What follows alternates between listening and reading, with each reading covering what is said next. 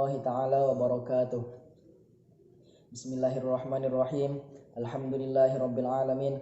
Allahumma shalli wa sallim wa barik ala sayyidina Muhammadin wa ala alihi wa sahbihi ajmain. Amma ba'd.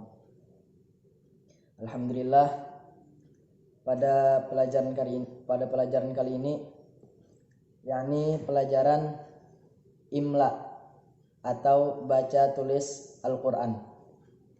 Sebelum memasuki pelajaran untuk imla mubtadiin, para imla pemula, yaitu ada hal-hal yang perlu diperhatikan sebelum mulai belajar. Yang perlu diperhatikan, yang pertama, menulis Arab dari buku bagian belakang dan dari sebelah kanan. Jadi untuk menulis tulisan pelajaran imla atau pelajaran Arab lainnya, pelajaran agama, menulis Arabnya dari sebelah kanan buku, bukan dari bagian depan, tapi bagian belakang sampul atau bagian kanan.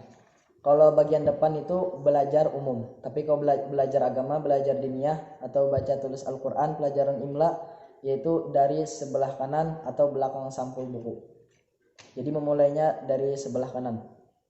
Itu yang pertama.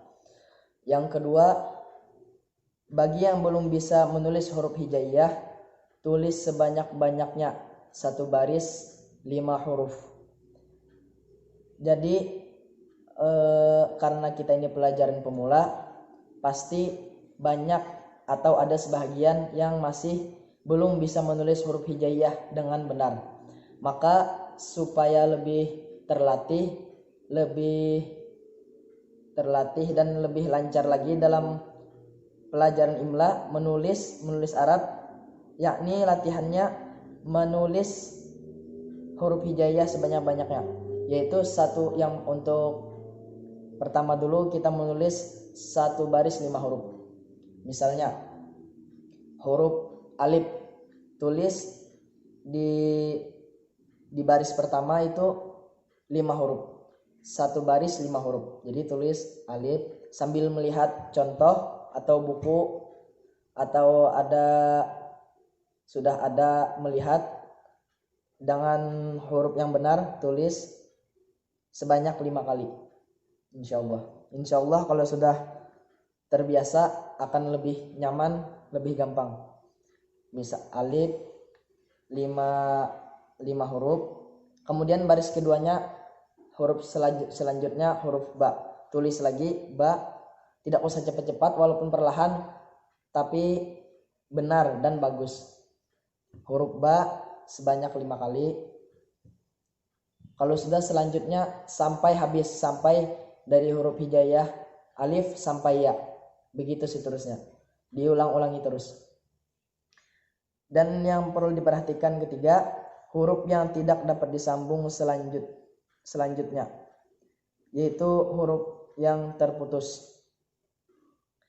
Huruf yang terputus maksudnya ada di dalam huruf hijaiyah itu huruf yang apabila ditulis tidak bisa disambung dengan huruf yang lain.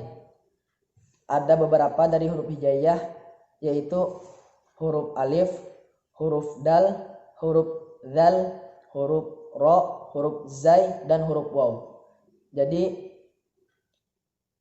6 huruf ini tidak bisa disambung dengan tulisan yang lain.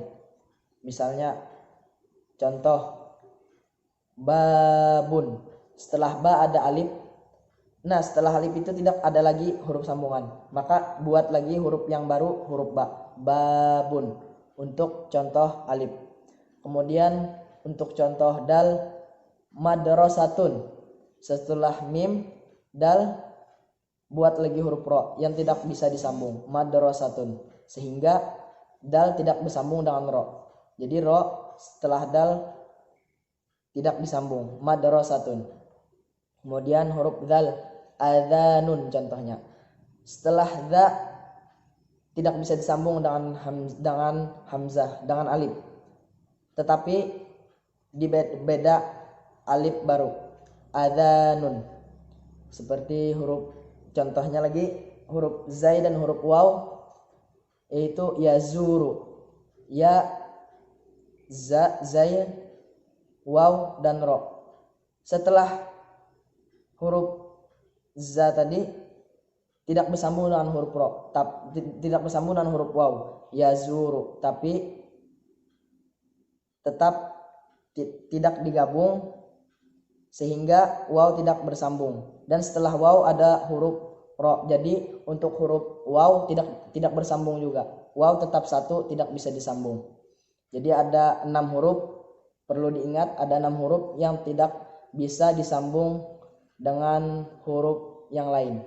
Yang pertama huruf alif, yang kedua huruf dal, yang ketiga huruf zal, keempat huruf ro, yang kelima huruf zai, yang keenam huruf waw.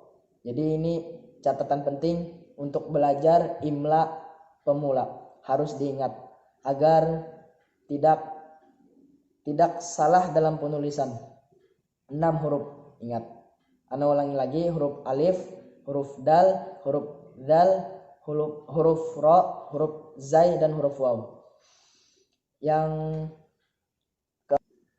Yang keempat yang perlu diperhatikan lagi yaitu membedakan huruf-huruf yang memiliki kemiripan. Jadi di dalam huruf hijaiyah itu ada huruf yang hampir sama penyebutannya tetapi beda tapi maksudnya hampir sama tapi beda cara pengucapannya dan tempat keluar hurufnya. Jadi ada 10 huruf yang memiliki kemiripan yang harus dibedakan. Yang pertama huruf sa titik 3 itu tempat keluar hurufnya di ujung lidah. Sa, caranya digigit ilatnya. Sa, ada angin-anginnya sedikit. Sa, kemudian naik sedikit lidahnya ke dalam sa. Jadi beda sa dan sa. Sa biasa tanpa titik. Kemudian naik lagi ke tengah lidah. Sya, tengah lidah. Sya. Itu sa, sya hampir mirip, tapi harus dibedakan. Dan yang keempat so ini agak sulit sedikit. So harus dibedakan juga, tapi bukan so, tapi so, ada angin-anginnya sedikit. So, ada lagi yang huruf hampir sama, ja tengah lidah, dan za ujung lidah, za. Jadi beda ja dengan za. Kalau za di ujung lidah digigit ilatnya za. Kemudian huruf selanjutnya za. Dan yang harus dibedakan lagi huruf vo. Jadi beda ja, za, dan vo. Tempat keluar hurufnya pun beda juga. Dan ada lagi 2 lagi yang hampir sama. Kemudian huruf yang hampir sama terakhir ko dan ka. Ko ini letaknya di pangkal lidah. Ko. Kemudian kalau sedikit ke muka lagi ka. Ini ada anginnya sedikit, hamas ka. Kalau ko tuh di pangkal lidah, ujung pangkal lidah. Ko. Naik sedikit ke muka ka. Nah, jadi ada 10 huruf yang harus dibedakan, 10 huruf yang memiliki kemiripan tapi harus dibedakan. Ya, ini saja pelajaran pada hari ini. Insya Allah akan belajar pada pertemuan selanjutnya masalah imla baca tulis Al-Quran untuk pemula. Wa akhir kalam, wassalamualaikum warahmatullahi wabarakatuh.